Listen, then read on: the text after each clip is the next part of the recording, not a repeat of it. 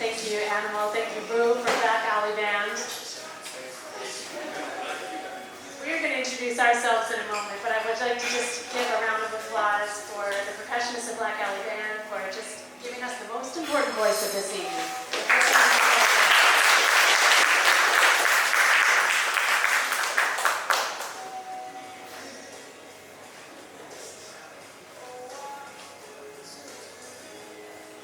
We got to get a selfie first.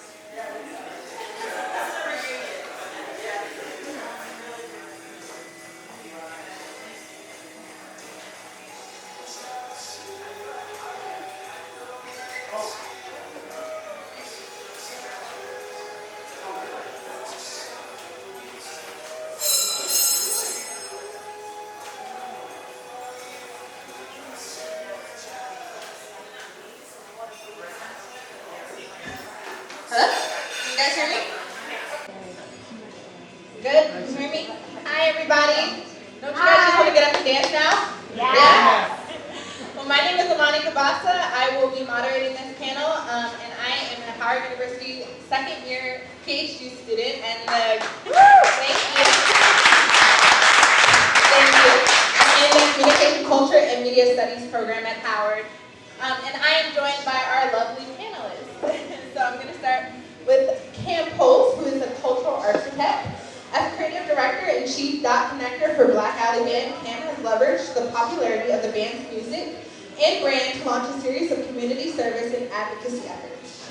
He is also the co-founder of the Chocolate City Farmers Market, centering Black health. The Chocolate City Farmers Market primary mission is to bring healthy food options to the doorstep of some of our most underserved communities. The Chocolate City Farmers Market has created a platform for local Black farmers and makers while simultaneously providing access to fresh produce for residents of public housing in DC. With experiences that range from public school educator to C-suite nonprofit executive to full-time creative, he has spent his entire adult life and professional career fighting for justice, access, and equity, amplifying voices, shifting narratives, building community, and continually striving to be the living embodiment of servant leader, warrior, and healer.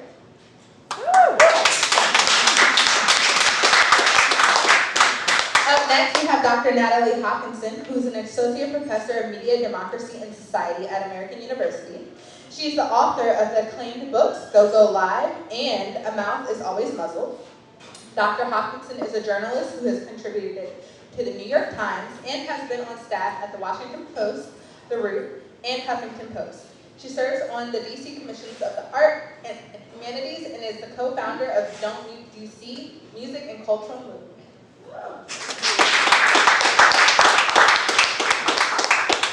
And last but not least, Dr. Jessica, our curator for tonight's event. Dr. Jessica is a music neuroscience scholar, speaker, and artistic creator. Her work explores how music arts promote optimal brain growth and healing, especially through rhythm.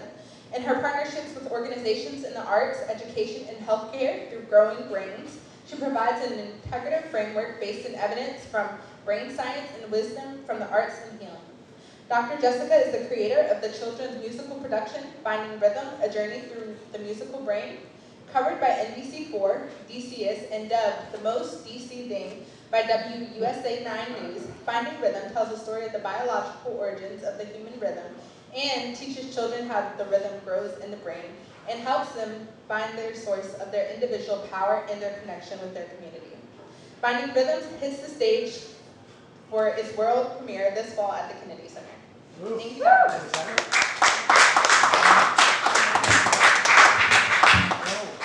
Thank you all. I'm Dr. Jessica. Thank you so much for joining us tonight live.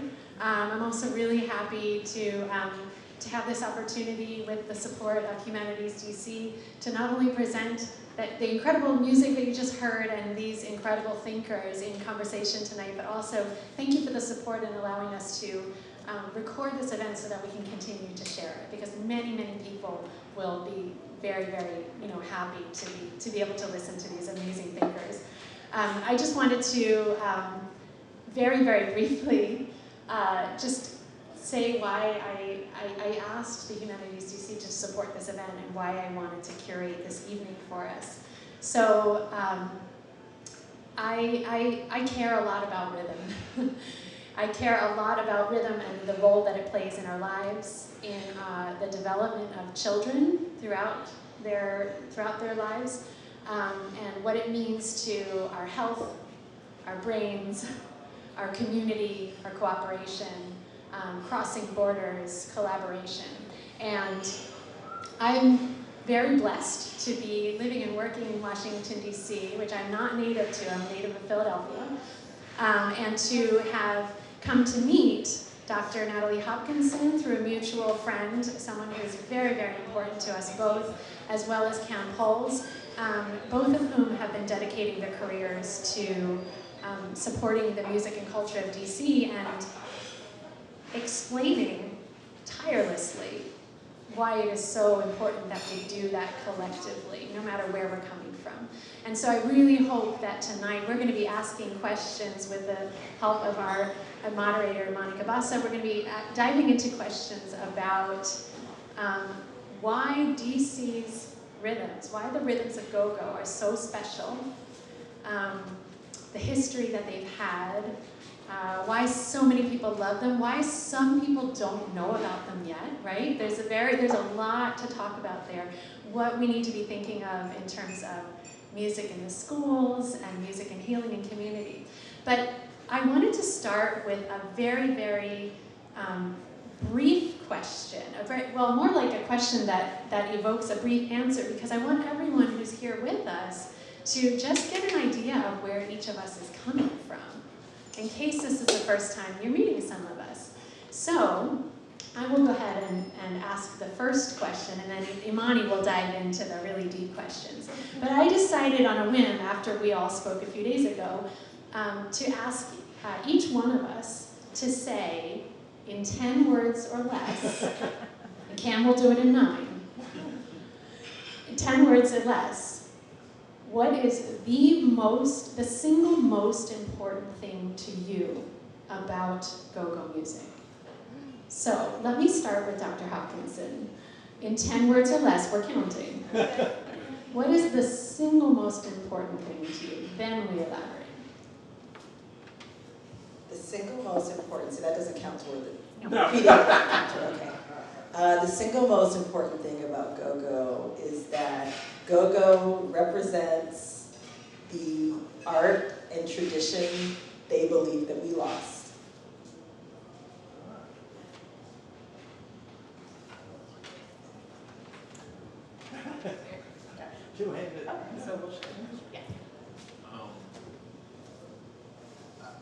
I'm going to borrow, I guess, the slogan, and I hope I don't mess it up, of Shirley Chisholm, when she was running for president. Unbossed and unbored. Gogo is unbossed and unbored. I'm going to answer my own question, and I prepared it in advance to make sure I was under the limit. So I believe, if I recall correctly, that my response to why go-go music is important to me is complex rhythms stimulate brain growth and healing in all children.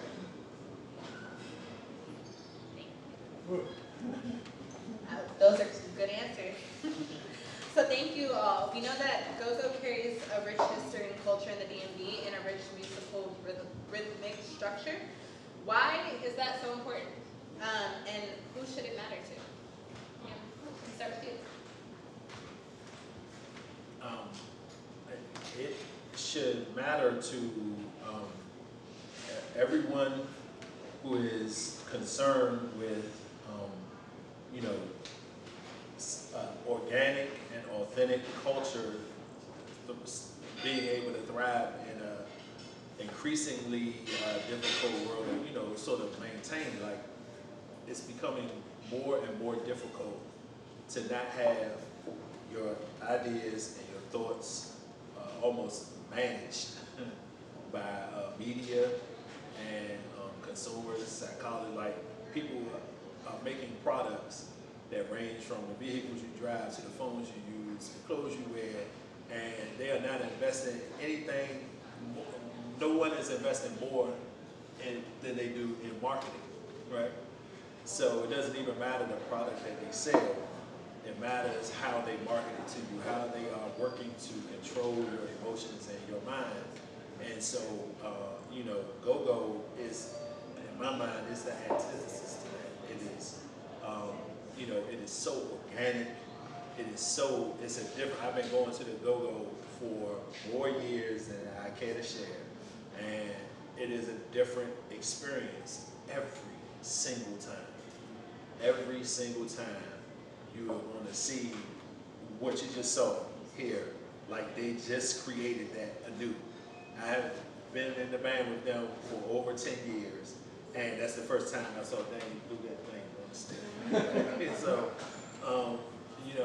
I would say, to answer your question, it should be important to every person who is concerned with authenticity and some level of just natural, organic culture surviving in this era of sort of mass commercialization.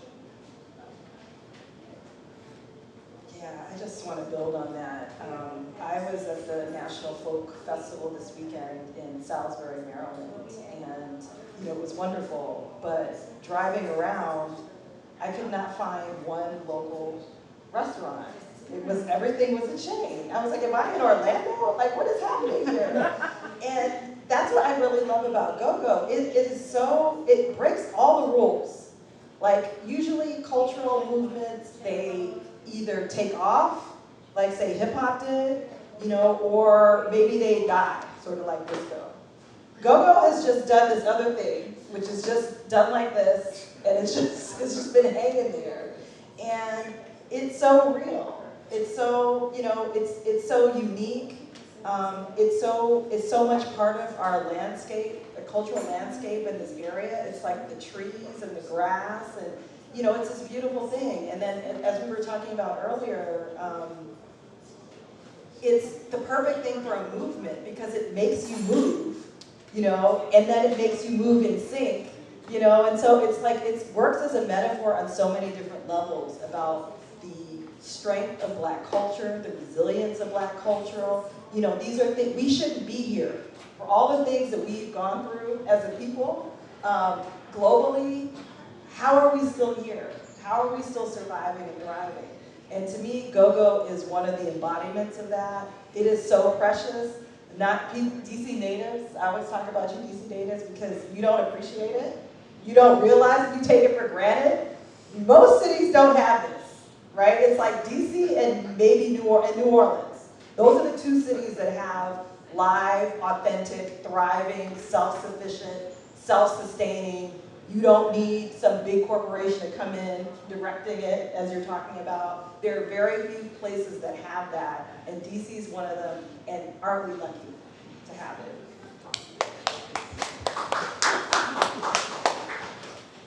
So I come to this question from a different perspective because I'm not from here, I'm not from the Gogo community, but I thankfully grew up in a family and a community that did embrace rhythm, and that taught me a lot.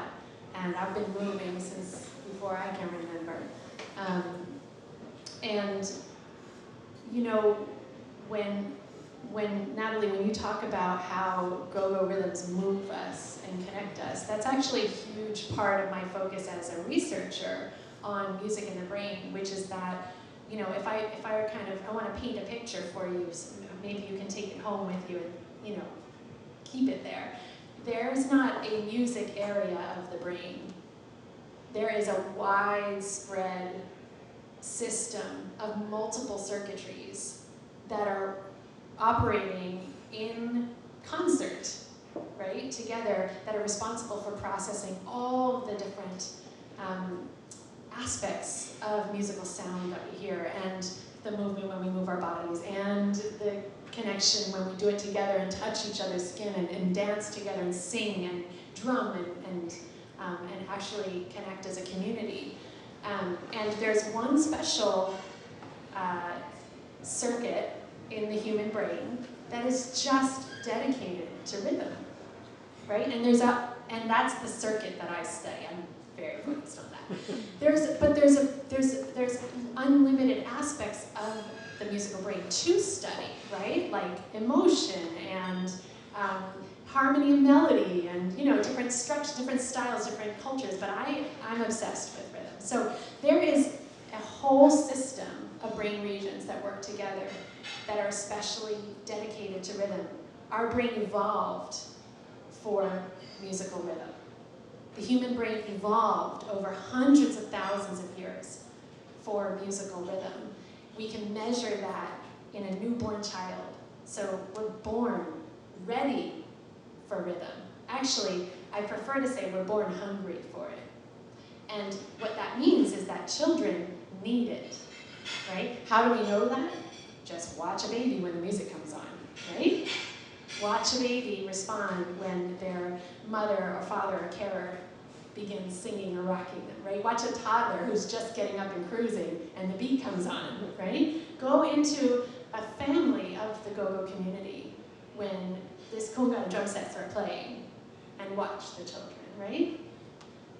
And so for me, what is so powerful about it is the fact that Gogo music is made up of these complex rhythms that came here by force from Africa and Latin America and the Caribbean, and then gave birth to this new art form in this city, right, that turned into Gogo. But these complex rhythmic structures are special, right? They all have an origin, they all come from places that have complex rhythms, but not all music that we hear, that we listen to and experience in this culture consists of complex rhythms, right? Not all music is created equal, okay?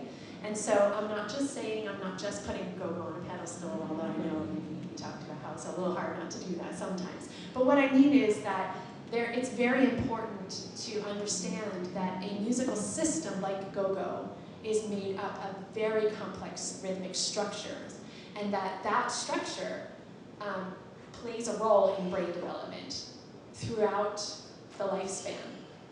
And I'll talk more about that a little later. But for me, when I think about it, it's beautiful, it's irresistible, you know.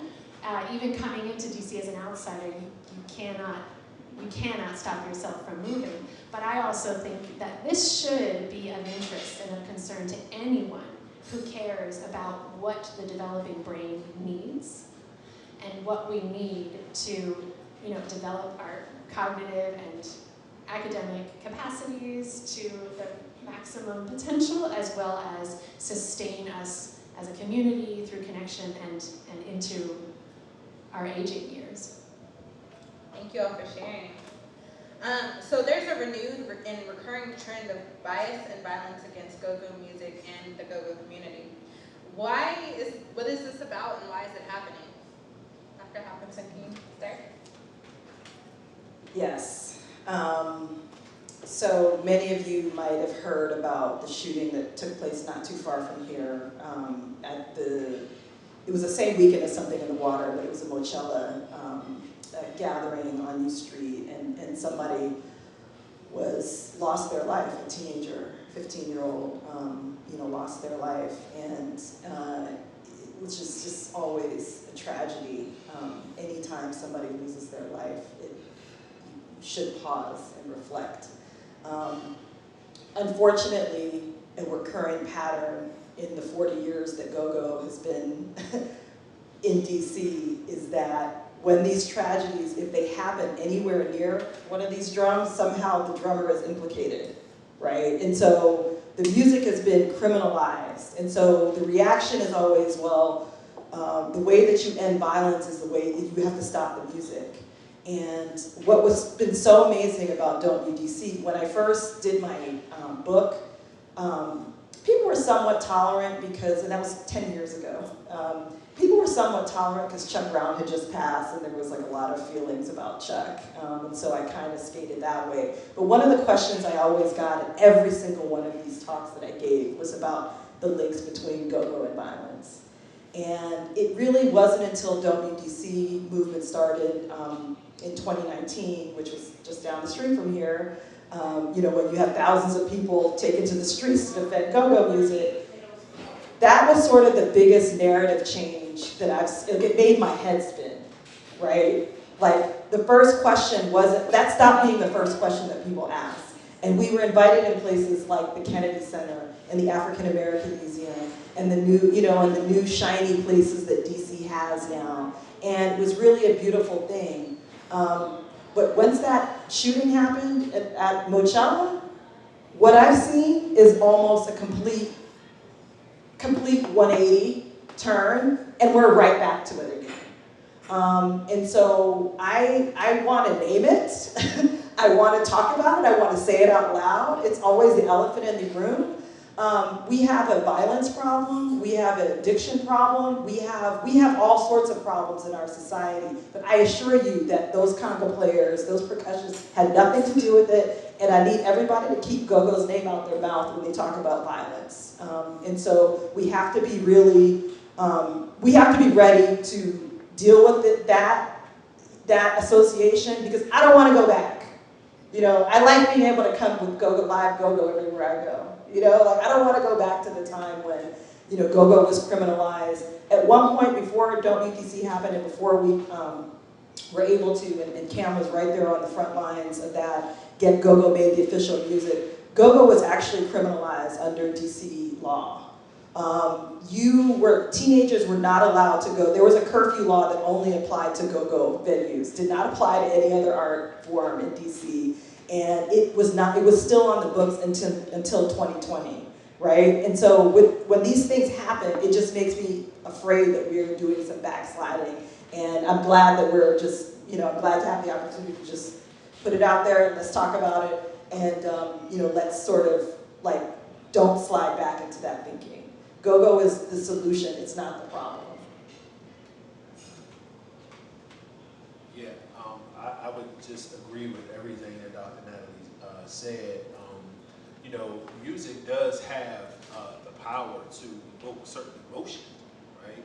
Like it's a reason why most athletes don't listen to Anita Baker before they, right? NFL players not listen to Anita Baker, right? So music does have a very powerful influence over our emotions. Before we were, before we were against our will brought separated from our culture. Our people knew that and understood that, and so they would play the appropriate rhythms to evoke the emotion at the appropriate time, right? And so we, even though the genius still lives in us, which you just saw here, we have lost a little bit of sort of our mastery over that genius, understanding how to put it forward, you know, and do it at the appropriate times. But I say all that to say, just because music is a powerful tool, it is not the root cause of anything. It is not the root cause of anything. If you want to deal with violence, don't come looking or checking for Gogo and saying don't cut the curfews and this and that. No. Go to the root of the problem as to why so many black children are angry. They're angry because they are hungry, because they are dealing with generations of family dysfunction. It is no fault of their own, right? And so we do have a responsibility to sort of reclaim that mastery of our genius and make sure we are using our tools, especially the tools that we do own, like Gogo, and make sure that we are directing them towards more of the healing energy. That is our responsibility in the Gogo community. But you cannot blame us for the fact that there are wounds to heal.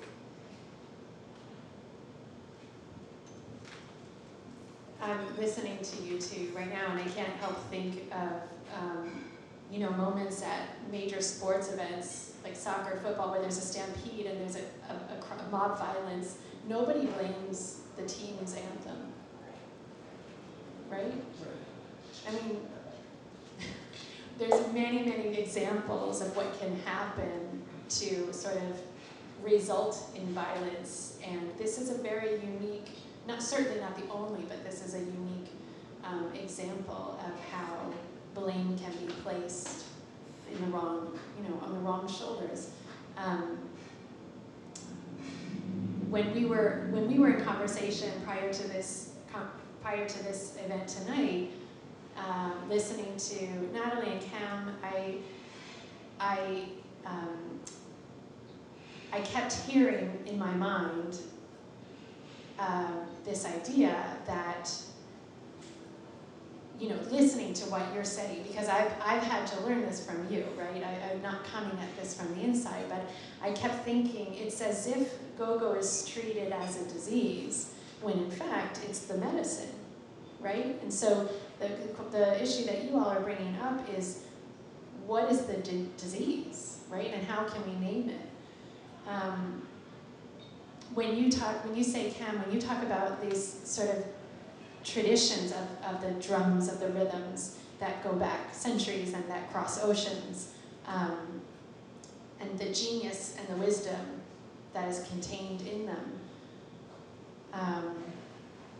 I think it also bears reflection for those for anyone who comes from a different tradition, where maybe we've been deprived of that. We have. Right. You know, maybe we've been deprived of that genius, of that wisdom, of some of those traditions. And those traditions and those forms of wisdom that travel through music and through culture exist across the world, right? But some of us, I think, are coming to terms with the fact that maybe we've lost touch with it, right? Maybe we're too far removed from it. And maybe in our upbringing, I want to name something that I also think is very important. Maybe in our upbringing, as a result of being disconnected from that kind of embodied wisdom, we've become repressed. We've repressed that in us, even if it was once there, right? Because of the history and the historical trauma that lives in all of us. And so when I listen to you two, I think to myself, you know, how can the medicine be applied to all right? How can all of us be invited into partake, right? Into come to feel, right? So let's think for a moment about what you heard when we started. We deliberately began this evening listening to the voices of the drums rather than our own, because most of us have probably plenty of experience listening to our own voices, right? We all agreed that the most important voice of this evening was the drums, right? When you all heard them, when you heard Animal and Boo playing, did you feel it tap into something that you know is in you? I mean, whether or not you're a musician yourself, right? Do you feel like that's calling something that's in me, even if you're not a drummer? Feel free to put a hand up if you felt that. That to me is amazing, right? And it is a delicate process, right? Because anyone coming from the outside needs to approach with respect, with open ears, with the genuine curiosity, right? Wanting to listen. But what I find in my life, and have for as long as I can remember, is when I close my mouth and really, really listen, I discover there's something that's already there, you know? And so I came to DC in 2009 not knowing go-go music, and it was our mutual friend, our late friend Allison Brown, who introduced me to it, and I thank her. And when I listened, it opened my mind because it was new, it was beautiful, it was irresistible, and there were threads of it that were familiar. You know, there were pieces of the rhythms that I have danced to for many, many, many years and worked hard. Worked hard at it, you know? But there is also something very, very universal about the sound of a beating drum. And so when I point out that a newborn baby, you know, who's measured using a non-invasive neuroimaging technique, whose brain activation shows us that that newborn baby, minutes old, just come out into the world, can respond to the beat of a drum and know if a beat is missing. That tells me that wisdom is in that baby, right? And our job is to not deprive that child of that possibility. So these rhythms, these complex rhythms of go-go, are medicine to me. They are school. They are school. And so it's important to me that we all sit down together, coming from our different backgrounds, caring and saying, and being able to say, this is good for every child. This is necessary for every child, and this will help tap into pretty ancient forms of wisdom, partly through very impressive brain circuitry and other things, you know, to allow people to, rather than be disconnected from that, to live it.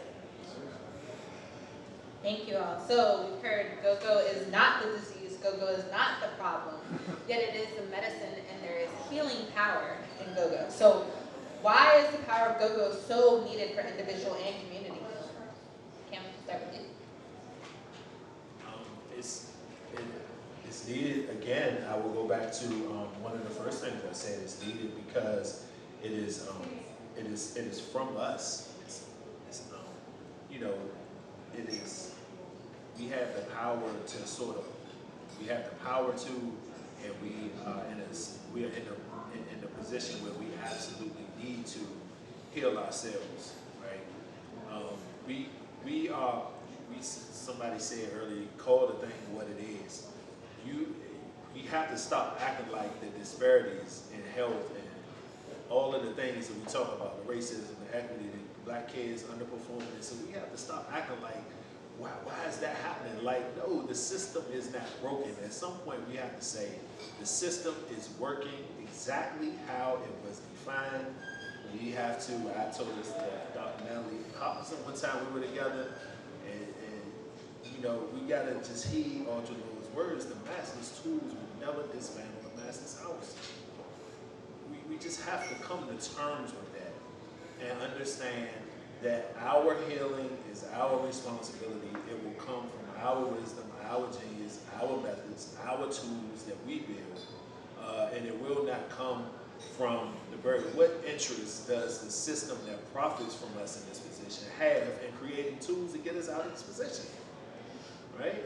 So the reason why Gogo is not the end all be all, it's not the most important, but it is one important thing, is because it is one thing that is not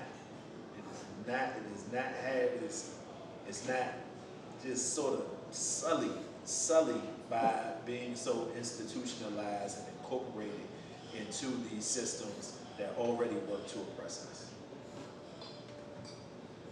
Yeah, that was really powerful. We were just on another, well, they were on the panel at the Kennedy Center, and I'm just going to repeat from my colleague, Dr. Monica Ponder. She gave a brilliant, wonderful insights about this question. And, you know, she sort of talked about, like, our whole model for public health and healing is really based on this sort of capitalist system where their primary goal is to get you back to work.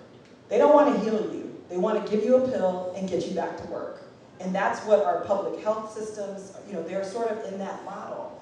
And because these are the things that we know, like, okay, it's wonderful that we have, you know, scholars who are telling you this, but these are things that we know, and these are things that baby knows, and these are things that, like, this is ancient wisdom, you know, that we've had over centuries, and we know that it makes you feel good. You know, we know it makes you feel better to be in community with people. We know it makes you feel better to move, you know, and to be moving in sync with other people. You know, it's a very spiritual experience, and you don't have to take a pill. You don't have to pay anybody to do it. It's something that's very natural. And so, you know, just to sort of build on what Cam was saying, yeah, no, it doesn't necessarily serve the status quo that these sort of ancient healing tools and practices are widely available. And that's why, you know, I'm just really happy that we have these platforms together. These are things that our ancestors, I'm convinced this is why I'm here, and that I survived, and that, you know, and that I'm here, is because there are always these things that we've done that have healed ourselves outside the radar. You know, it could be something that one of Cam's farmers grows. You know, it could be something that, you know, you hear. Big G from Backyard Band, who's had so many tragedies. Oh my goodness. He just had another, I just like, how much tragedy can one person take? And what does he say all the time? Music is my healing. He got right back into the go-go and just worked it out in the space, in community, with the people who have been partying and grieving with him for decades. So it's very powerful.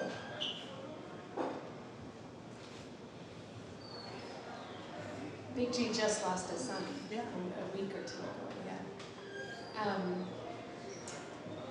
You know, I am thinking about, I mentioned this to you, Cam, in a previous conversation, but you all were involved in a conversation. You're going to have to remind me again what the organization was called, but with Pharrell, where you sat down in conversation with Big G and Lil Chris and talked about the roots of go-go music and the power that it has, and you've mentioned too in the course of this ongoing conversation that we've been having for a while now, that part of what is powerful and healing about go-go in particular is that it has not been taken and reconfigured on a mass scale, right? It has remained in the hands of those who create it, and it hasn't been co-opted, right? And in that conversation that I was listening to and, just really fascinated by hearing all of your voices, I remember there was a young woman in the audience who asked a question, who said, it feels like so much has been taken from us. She was from DC. She's I think probably a college student, I'm guessing. She said, it feels like so much has been taken from us. What do we do to hope to keep this, right? And I believe it was little Chris who answered that question and said, you get it in the schools. You get it into the child's life where it starts at the beginning, right? You make it you make it a standard part of their experience. You say to them, to the child and to the teacher and to the community and the school administrators and to the city of DC, you say, this is not separate from education. This is not separate from healing. This is at the core of it. And we don't do that yet. But we could. We're working on it. Even I'm working on it. And I am blessed to be working with a team of DC artists to do that. But it really comes down to the environment that we set up that surrounds every child every day, that says to them, you deserve to have this music. This music is of the utmost importance to your learning, to your brain development, to your healing. And the last thing I'll just say on this question for now is, is coming back to something that you said, Natalie, which is that there is nothing in human nature that brings us together, that brings us in sync, that makes us move in time together, that brings us into a state of cooperation more powerful than rhythm.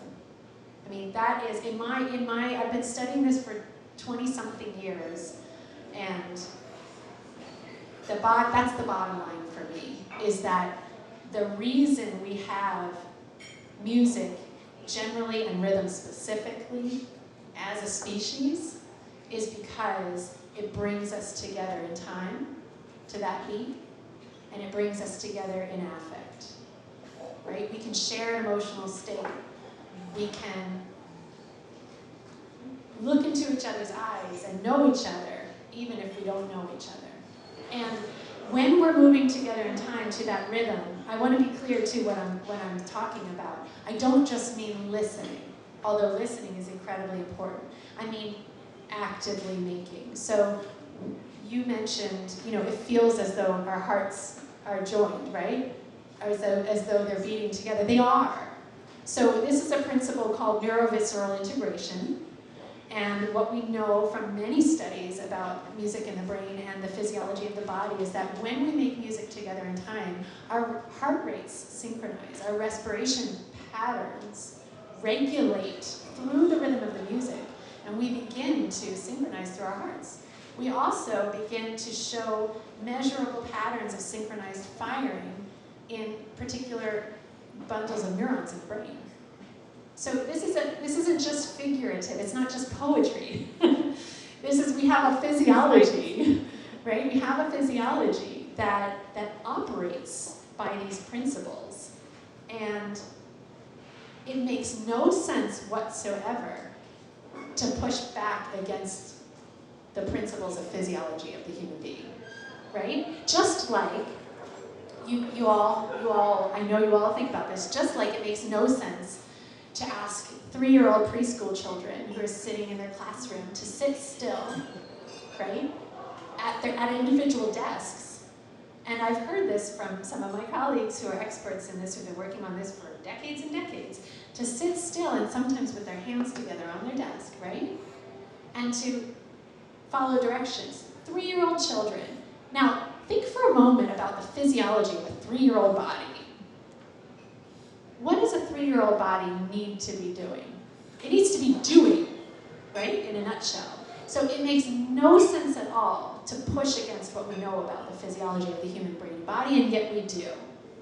And it makes no sense at all to deprive ourselves of any opportunity to experience and to embody these rhythms and to discover new ones and to find out we're more capable than we thought we were, right? And that through these rhythms, maybe I can even begin to learn your language. Maybe my world can open up, right? It makes no sense to deprive any child, any family of that opportunity.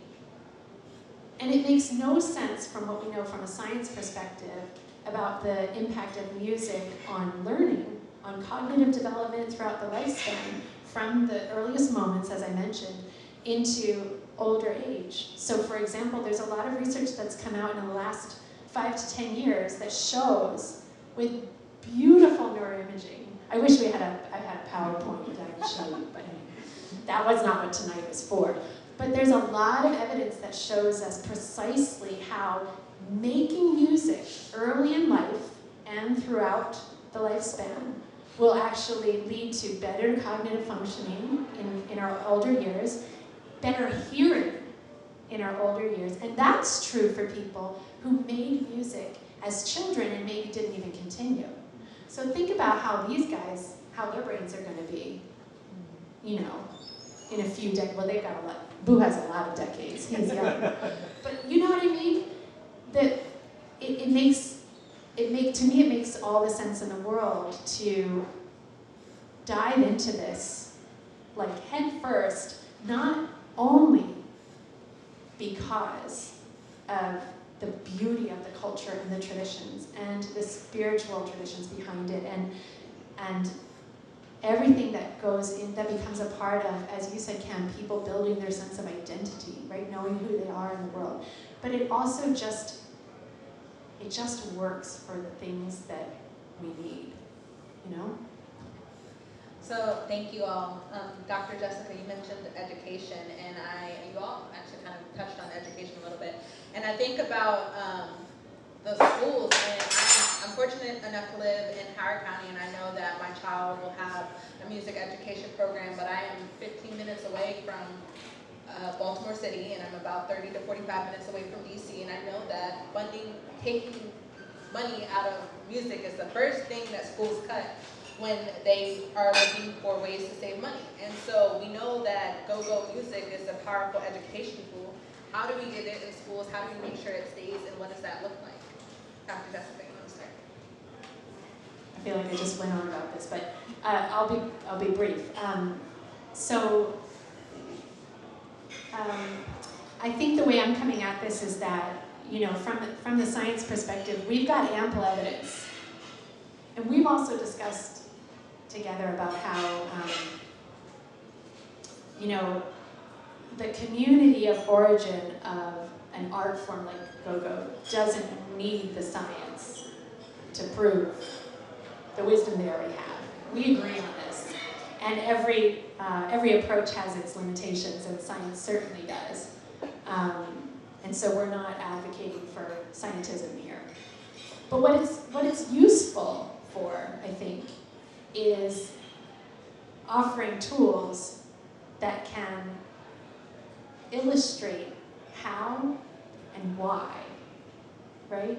We can measure certain aspects, and then we can take what we know about music and brain development and education, and then apply it. But it has to be done as a collaborative effort, right? So then we have to say, okay, it's useful to have scientific research evidence. How do we then take that form of data, that form of knowledge, and then how do we pull that together with community forms of knowledge? How do we pull that with cultural forms of knowledge? How do we pull that together with musical forms of knowledge, right? And I will just say that I've been, you know, grateful to be able to learn about the work that both of you have been doing for many years in this respect. From my own small part that I play, I decided a few years ago to develop a children's musical about rhythm in the brain. with an incredible team of DC artists. It highlights go-go rhythms. So we want to, celebrate and respect and honor those rhythms for what they are. And then I've been able to continue this work largely with funding from Humanities DC, from DC Commission on the Arts and Humanities, to write curricula to bring into elementary schools, and this year we're beginning in high schools in DC, where artists from the community come in and teach go-go rhythms, teach the roots of go-go, teach about where the traditions that preceded go-go and about the sort of significance to the DC community.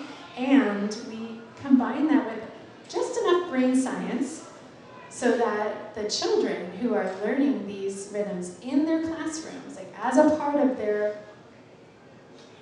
their academic educational experience, not an extracurricular, as part of their daily school life, so that they understand and are empowered by this knowledge that practicing music and practicing these rhythms is actually a tool for their own brain growth that they're in charge of and that they can take ownership for and practice going forward. So that's how I have been attempting to address this issue, and it probably goes without saying at this point that I think any school that is in any way depriving children of the possibility of learning and practicing complex rhythms as a community is dropping the ball.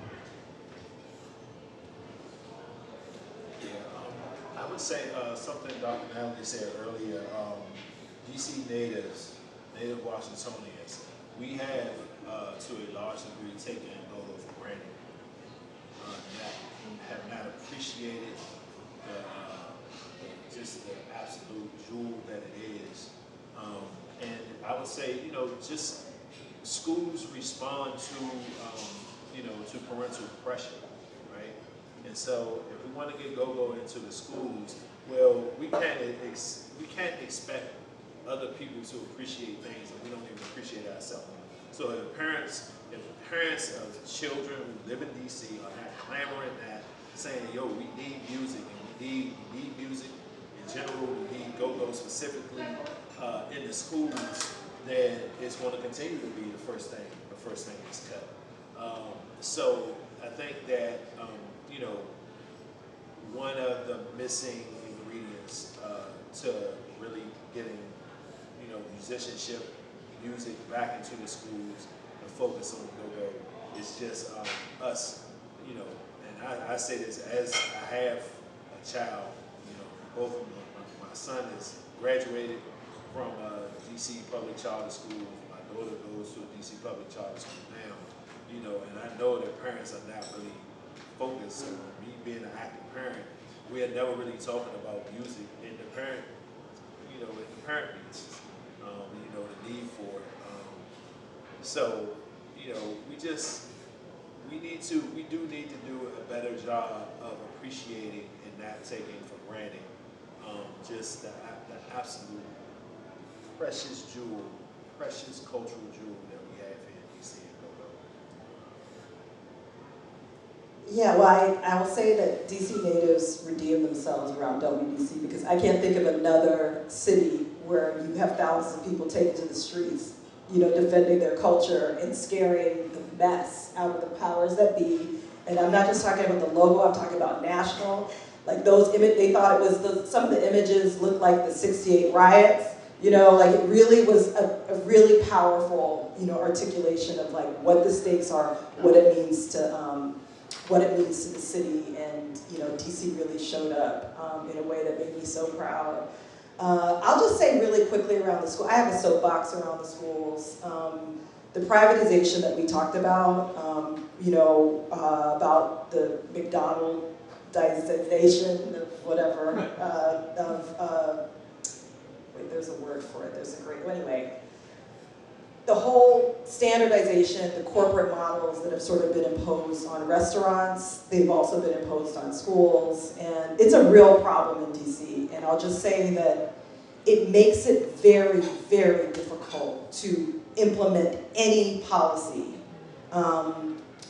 So we could say, so we have it on the books that Gogo's the official music, but we have not figured out that policy bridge to schools, and we have not figured out how to do it. It's somewhat easy to do it or doable to do it on the DCPS side, but the problem is that, you know, half the kids are in charter, something you do here, you know, schools are opening and closing all the time. There's no stable decider that is sort of saying like, okay, there's a bottom basic level of that every child deserves in the city. And so until there's that leadership around those issues, it's going to be really difficult to do. But what I will say is that there are organizations like Teaching for Change that, you know, they did their curriculum using Charles Stevenson and Kip Larnell, Charles Stevenson's book on Gogo. They also used my book to sort of help them. They did some curriculum. They did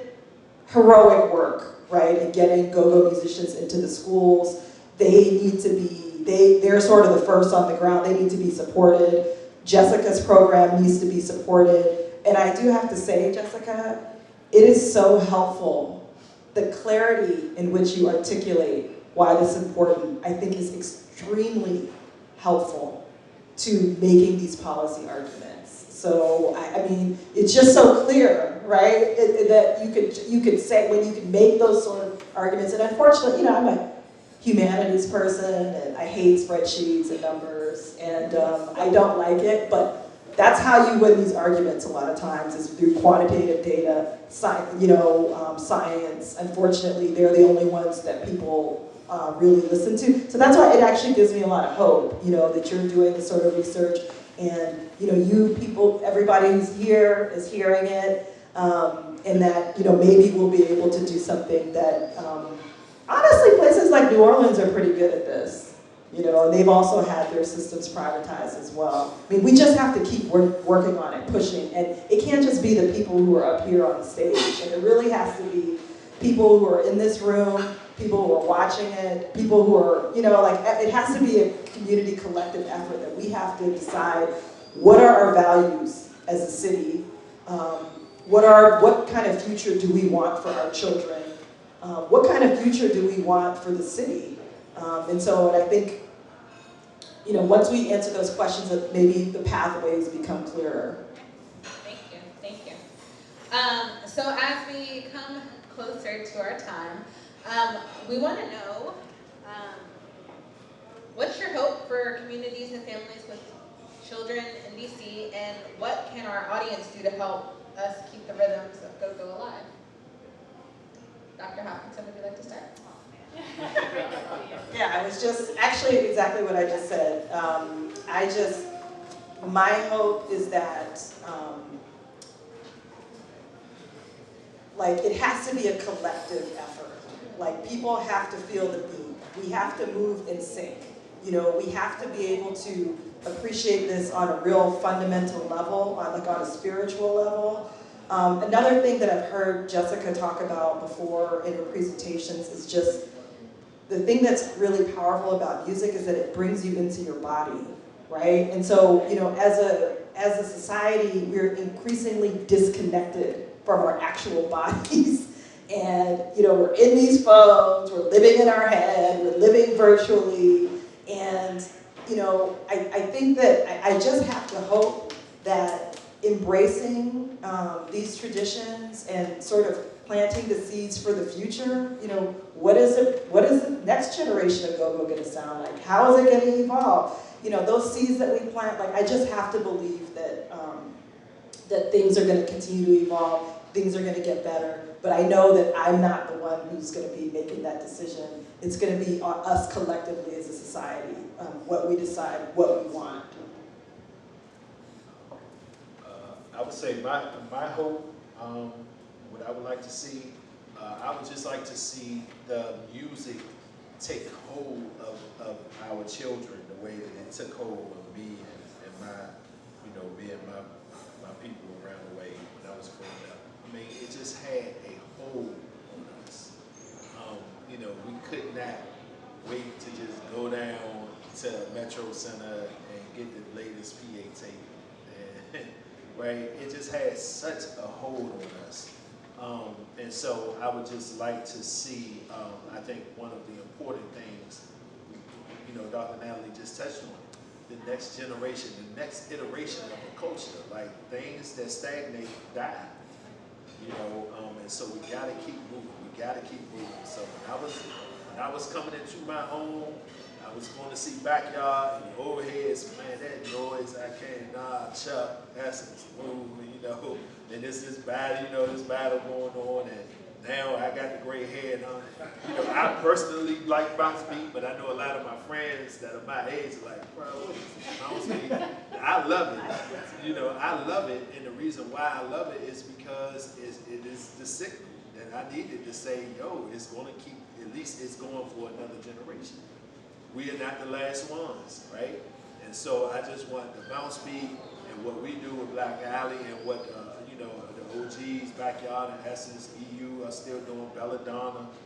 Like, I just want us to keep pushing, keep playing for our children so that it takes hold over them in the way that it took hold over us. I want to take hold of my children.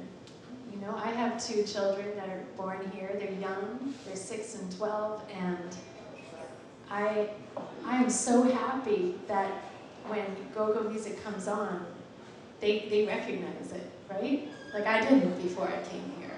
I'm so happy for them that they can begin to discriminate between different rhythms. You know, so sometimes when we're listening to music together, what we do a lot at home, and sometimes they get hooked on one thing and listen to obsessively for like, you know, 9 months until I can't anymore. But that's their process, right? But sometimes when we listen, I will draw their attention to sound features that are clues into the structure of the music or where it comes from or who's playing it, right? You think about, like, you can say, like, well, what is that? What kind of beat is that, right? And you can ask them. We often, I will even make them get up and dance to it to figure out, right? So, the thing is that they do. They figure it out. Or you can say, like, well, listen to the timbre of that singer's voice. Who does that sound like? You know? Children are so capable of becoming attuned to the most nuanced features of musical sound. And all it takes is for someone to ask them to listen, to help them notice, right? And if you're terrible at it, if you're tone deaf and beat deaf and have 2 left feet and all of that, my advice is just find someone who is not, right? Just pull your neighbor, your grandma who likes to dance, whoever, right? Just find the person in your family, your friends, your community who can be that listening mentor, right? And take the children there. There's so much skill building that occurs in listening to music and in critical listening, right? And those skills underlie many, many, many other aspects of learning across different domains. So just as an example, you know, knowing we're working within the system we're working in, right? There's kind of an obsession over, you know, language development and reading, right? There's no question everybody in the school education system wants kids to learn to read and wants them to learn to speak effectively and sometimes even wants them to do all that as early as possible for reasons that are not entirely clear. But like, one of the primary, most important, most effective tools that helps develop the cognitive skills, the perceptual and cognitive skills that are necessary for language and reading development is rhythm, is listening to rhythm. And when you find that there are, sometimes when you find there are particular delays in certain cognitive areas, like reading, like dyslexia or things like that, it can often be traced down to an impairment in some aspect of rhythmic timing. You know, our ability to perceive the timing of the sounds that are coming at us, right?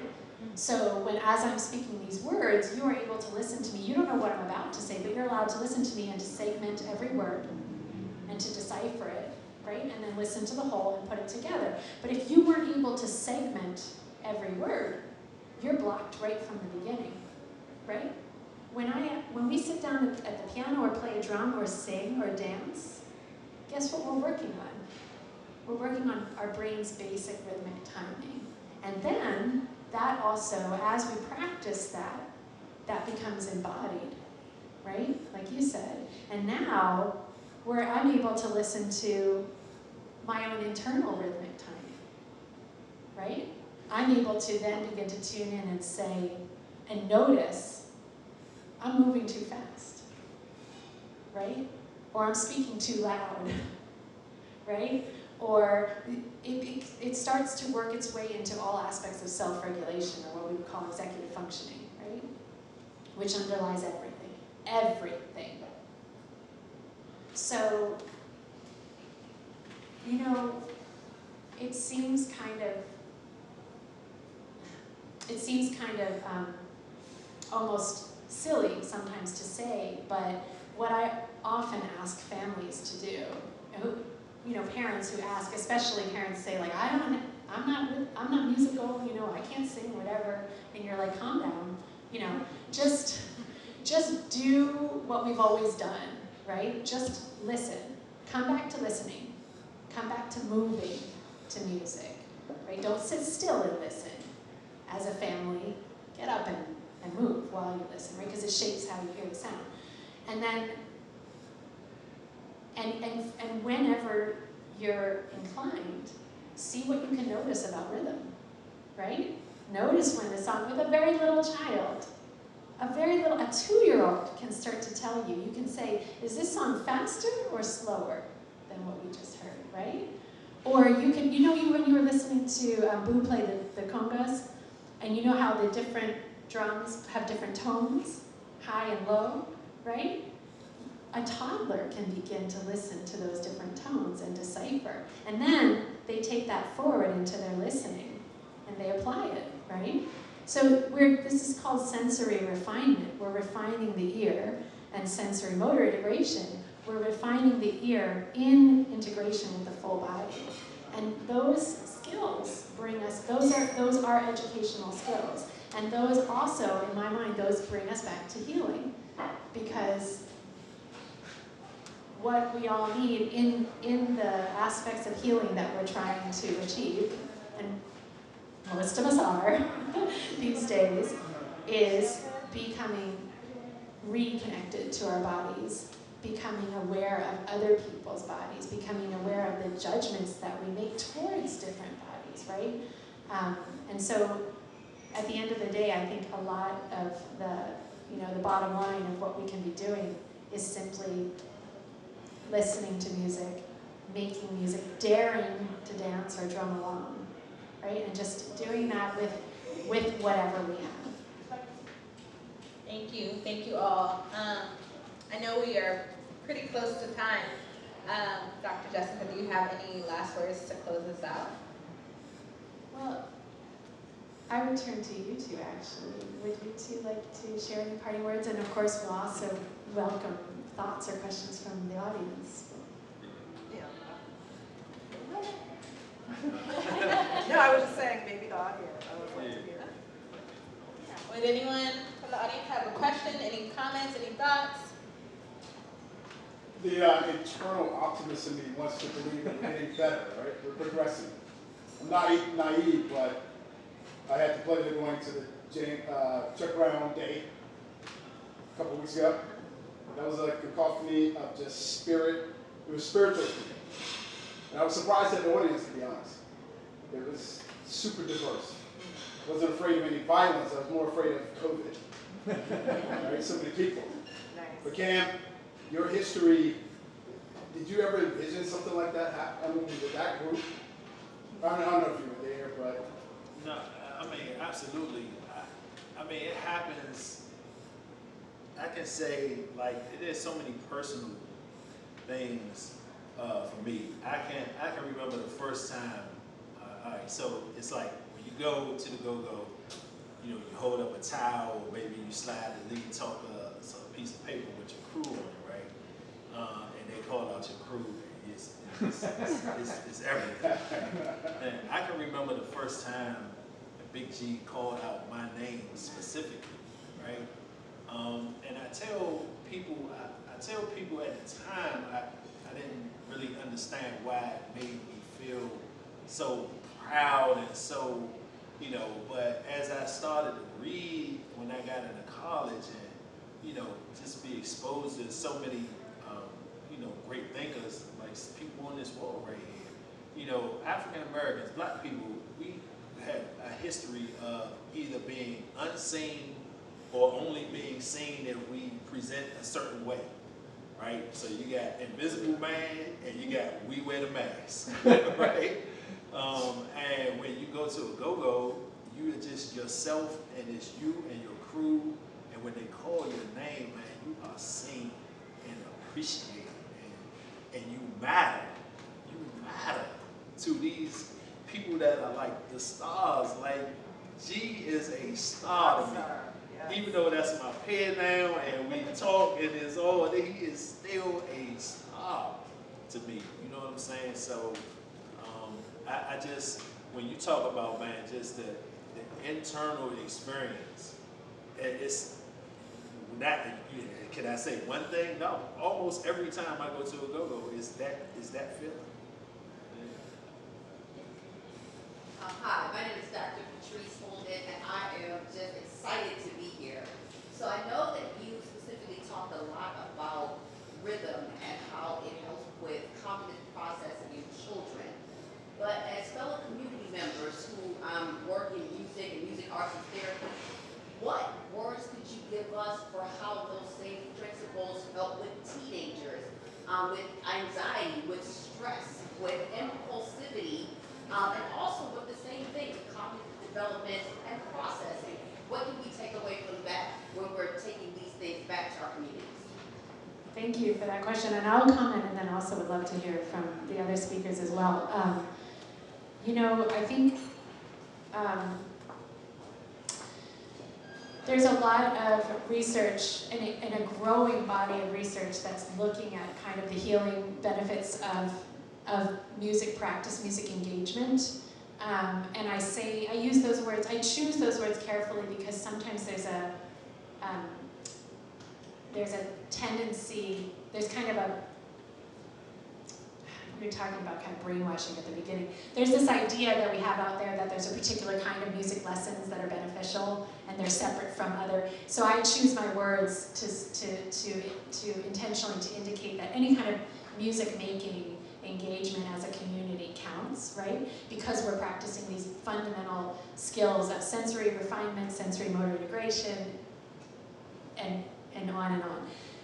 And I think that a lot of research, a lot of evidence is really building now around two areas that I think are really key and important to the population that you're asking about. Adolescents, people struggling with various issues around mental wellness and anxiety and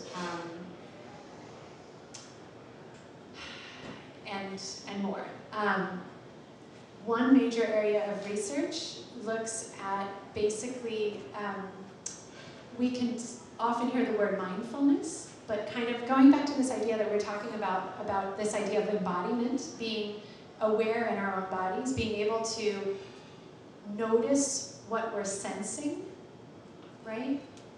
So for example, just like you could listen to a song and notice what instrument you're hearing, what the melody sounds like, or if that beat is familiar, you can also use similar brain circuits to begin to notice your own internal body rhythms, right? You can begin to sense and pay attention to, and this is, I use the word sense deliberately because a lot of this has to do with tuning into the senses. Some of you will be practicing skills in this, I know.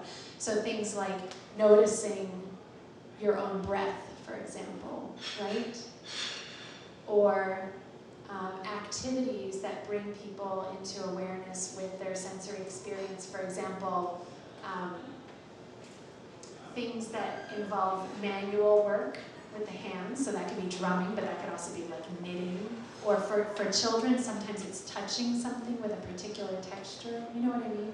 So there's a lot of evidence that kind of shows that when we develop the ability to tune into our physical senses and become aware of what we notice, that has major impact on our well-being in so many areas, right? So for addressing things like anxiety or PTSD or sensory processing issues, things like that. And this is no less true of adolescents or adults than it is of young children. So there are a lot of tools, there are a lot of traditions, there are a lot of different ways of doing those things, but finding a way that works for an individual young person can be important, right? So I often, when I look at my daughter who's 12, I look, as her mother who cares, I look at her and I don't think to myself, I know what's going to fix you. You know, even if I feel like I do, that's not going to be my approach, because at 12, that's not what you need, right? But instead, I look at her and I think, who would be the right mentor to take you on this journey, to practice a skill set that you can then apply in your life and in your learning, you know? So things that involve embodiment, sensory awareness, noticing, mindfulness, these kinds of tools are very, very important. And another area where I think there's just an astounding amount of evidence to support comes back to an idea that my guests, Natalie and Cam, have been talking about, which is connection. So Cam, you talked about the feeling of going to the Gogo and hearing Big G call your name and being seen. And you talked to me earlier about, just the importance at that age and stage of development of going out on your own and taking up space and knowing who you belong to, right? And this, for adolescents, that's everything, right? They are leaving home, they're going out on their own, they are finding out who they are a little bit further from the family, right? And they are beginning to define themselves and their community on their own, by their rules, right? And music enables that to happen too, right? So again, something as simple as participating in the drum circles on Sundays at Malcolm X Park, right? Or being a part of an orchestra or a choral ensemble, or dancing with your friends. These things are not, like, again, I'll say what I said before, these are not extracurricular activities, and they're not whims of adolescent development. They're absolutely essential to the stage of growth of those brains and bodies at that moment in time, you know? So that's my nutshell, not very brief, answer to your question. I would ask people who are professionals and who are working with adolescents and populations who are, facing these challenges to come back to embodiment, mindfulness, noticing, sensory awareness in any way that works for an individual young person, and to come back to connection and community, getting them a part of a group, an ensemble, a team, a crew, right? And music is always going to be there. I'd love to hear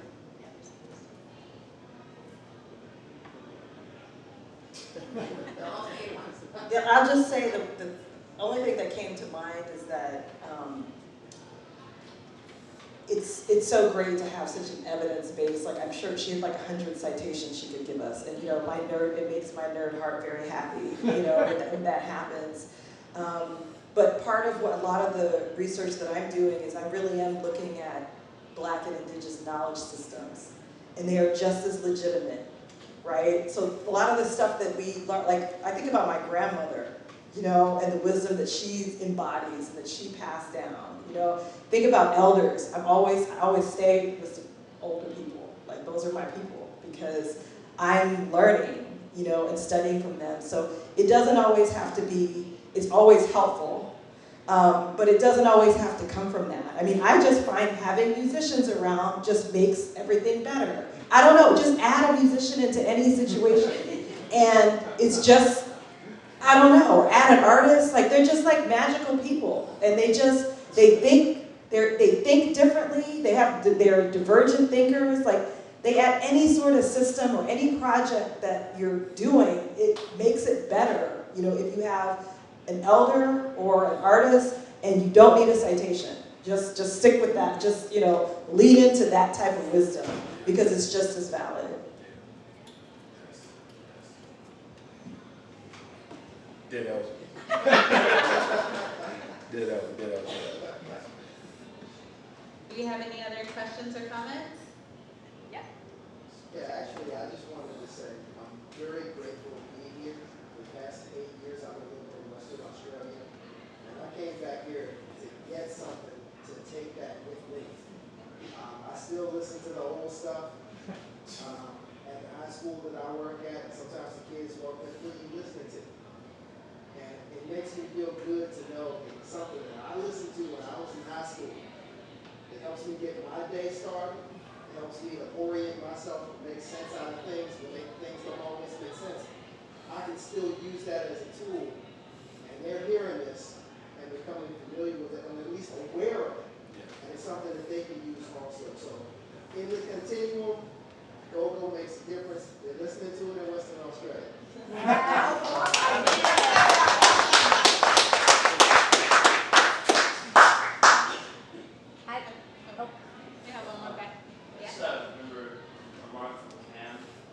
You said that Gogo in your youth had such a hold. It sounded, of course, you're talking in the past tense because that was upbringing. I was picking up on that, and it has such a hold. But over the years, when you said it seemed to sound like you put emphasis on that. Do any of you see that it's lost some of that hold on the youth, or is it still just as strong? Because I'm new to the DC area, and I love Gogo, like Tacoma Station Tavern, they have that art. But yeah, just want to know, is it changing? Then it should be changing. I would say that it absolutely is changing. In my mind, I mean, I don't have the sciencey things to satisfy. Which I should do this. No, you don't. You're good. But no, I would say, and when I look back, I think the advent of the internet really changed. It has had a homogenizing effect on black communities across the country, right? So, the same way that I felt so unique and dope in my madness gear, listening to my go-go music with my drop socks and my Timbs, like only DC guys would do, right? It's the same way Atlanta had their own style. I saw this when I went to college down south. Guys from Atlanta had their own style. Guys from Birmingham had their own style. Guys from Dallas, everybody. Philly had neo soul, and every black community just sort of had there were common threads, of course, but they had their own little unique take on it. Now, if you go to every black community, you're going to see the kids doing the same 5 stupid ass dances. This little floss thing, this little thing like this, right? Like all That's all the TikTok. Yeah, One big TikTok right. challenge. You're right. It's like TikTok and YouTube have homogenized sort of the culture. So yes, it does have less of a hold. I would not say that it's any less powerful. I would just say that the forces working against it, like we just had that because there was no internet. It's not like it was more powerful or less powerful. We just didn't have the distraction. We just had what we had. Our kids have the internet. So what we have to do is increase sort of the volume, increase the volume, and make individuality cool. And I think we'll have a chance to reclaim some of that hold. And I would say that us 40+ people, we can't make anything cool. Yeah. Not for that. We can make it cool for each other. So they have to find their own cool. And I just have to say, for the kids who are coming up in the most recent generation, where is the place for go-go? You know, like there's no space for it. And so it's very hard, like they don't even walk to school together. There's no neighborhood schools, you know, like there isn't, those are the sort of things that allow you to gel and allow you to create a culture. Same thing, you know, in New Orleans. Like it just becomes part of like, the music is part of like being in the neighborhood. And, you know, every neighborhood had a Madness shop, Madness from Uptown, and you had All Days in Northeast and Hobos in Southeast. They had like clothing lines that were for, you know, unique to every single neighborhood.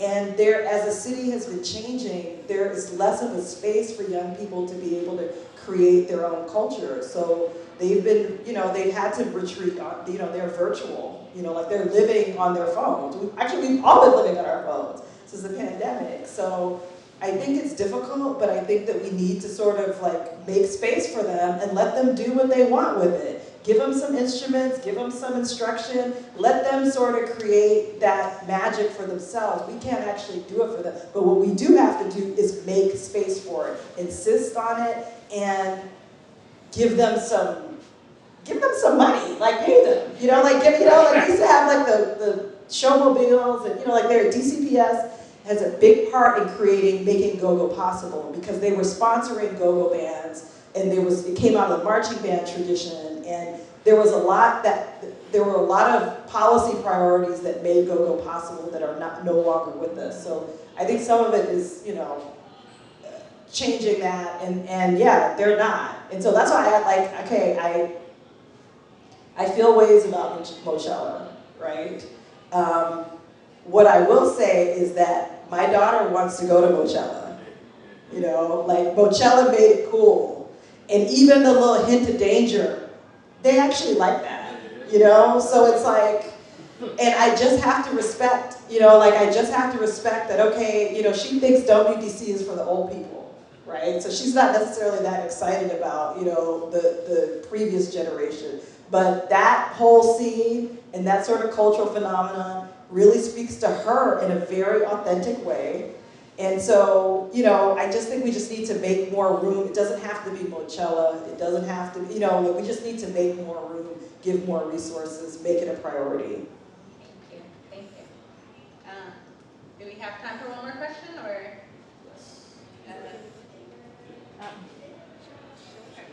You had a question? Well, I just wanted to answer your question when you said, what does go-go mean to you, when I was listening to the drums.